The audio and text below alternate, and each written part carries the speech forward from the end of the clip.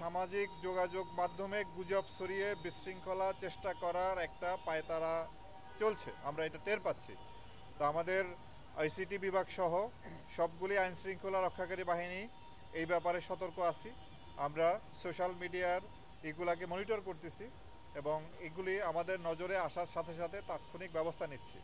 আমার আপনাদের প্রতি এটা অনুরোধ থাকবে, সামাজিক যোগাযোগ মাধ্যমে কোনো তথ্য প্রচার হলেই সেটিকে আপনারা বিশ্বাস করবেন না।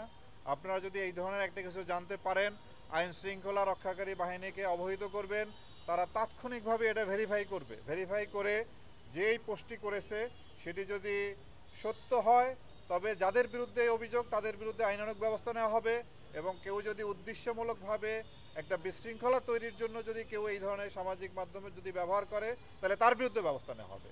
কোনো ঘটনা যদি ঘটে সামাজিক মাধ্যমে যদি আসে, সেই ঘটনা যারা ঘটালো যদি প্রকৃতপক্ষে সেই ঘটনা ঘটে, যারা ঘটিয়েছে তাদের বিরুদ্ধে আমরা আইনানুগ ব্যবস্থা নিব। আর যদি এটি মিথ্যি গুজব হয়, যেই গুজবটা ছড়িয়েছে তার বিরুদ্ধে আমরা আইনানুগ ব্যবস্থা নিব।